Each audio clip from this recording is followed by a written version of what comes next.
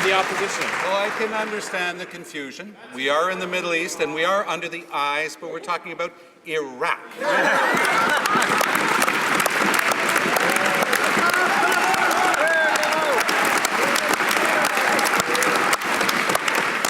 It took over a week for the Prime Minister to answer a simple question about the number of troops involved in the Iraqi deployment. It now appears that Canadian soldiers may require visas approved by the Iraqi government. Since this military deployment is still ongoing, and since it's set to conclude in 12 days, precisely how many Canadian soldiers are on the ground in Iraq today? The Honourable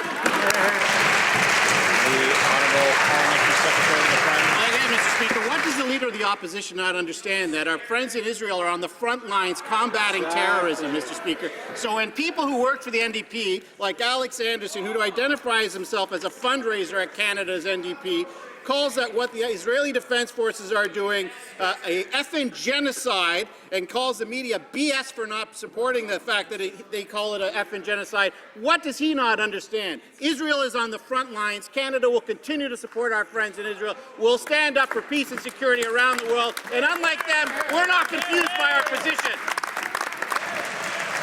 The Honourable Leader of the Opposition.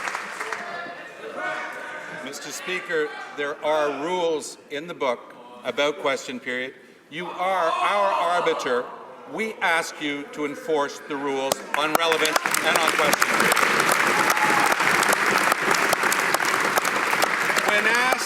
When asked at Foreign Affairs Committee just a couple of weeks ago, the minister said that a status of forces agreement with Iraq outlining operating rules for Canadian forces had not yet been completed. Has that agreement now been completed? And if so, when can Canadians see it? The Honourable Parliamentary Secretary of the Prime Minister. Again, Mr. Speaker, clearly the Leader of the NDP does not identify or understand the fact that our friends in Israel are on the front lines combating terrorism in the region, Mr. Speaker. That's why on this side of the House, we support our friends in Israel, Mr. Speaker. Unlike the NDP, whose position is all over the place, Canada will stand up for Israel, will stand up for freedom around the world, Mr. Speaker. The NDP their supporter calls the NDP an effing IDF, and all those who support it, Mr. Speaker, they claim that the media are ignoring it, call it BS. We'll stand up for Israel. We'll stand up for our...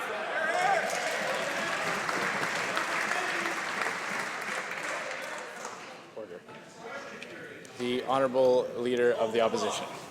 Well, Mr. Speaker, that does not speak very favorably about your neutrality in this House.